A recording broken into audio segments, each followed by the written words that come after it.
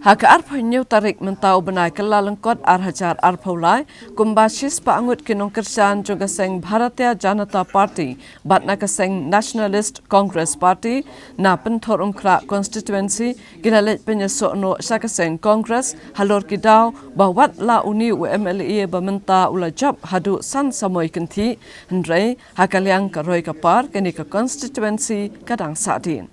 Hapok kecil alam jung kertong barim keseng NCP ubak predecessor Rumnong bat ujoin secretary barim jung ke BJP mandal Pynthorumkhrah ringkat nongkyrshah jung kini ki atli keseng san partai na Pynthorumkhrah constituency gilalet penyesok bat keseng Indian National Congress ha kecil alang kebelalong ha Congress Bhavan ha Polis Bazar Shillong ha kebala pediang burom yaki da uway na nong yalam bahakmat jung keseng Meghalaya Pradesh Congress Committee ubak pensingan NCM ubalong ru ukertong jong keseng Congress na Pynthorumkhrah constituency.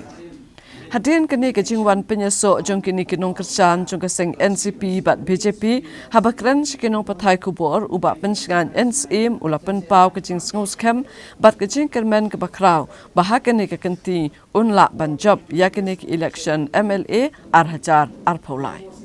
Dekai ke la pelongnya banwan Joint Congress Party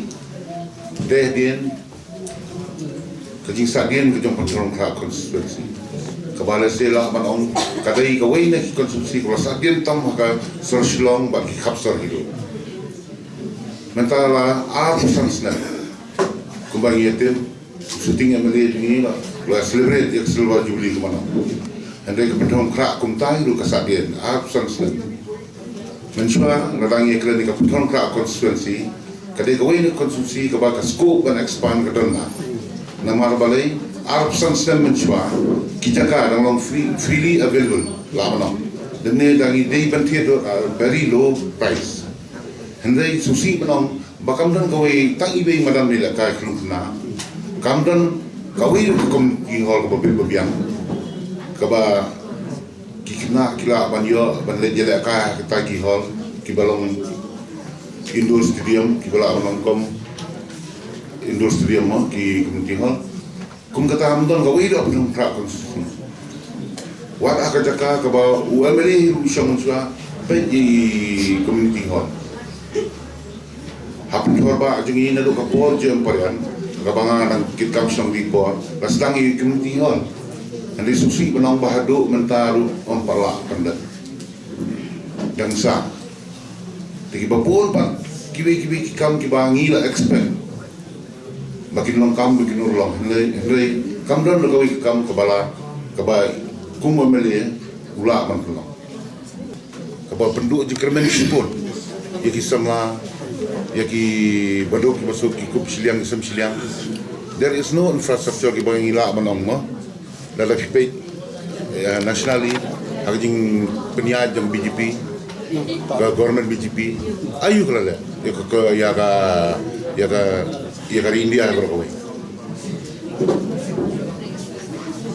dengan dengkam pelak orang aging kelala saya kan sedang nak pentor mau kembang ke BJP ke Kongres Muk Bharat kamu na BJP Muk Pynthorumkhrah start na Pynthorumkhrah dengan sampai sekiwi ke Meghalaya berkawai batch di parts juga India berkawai.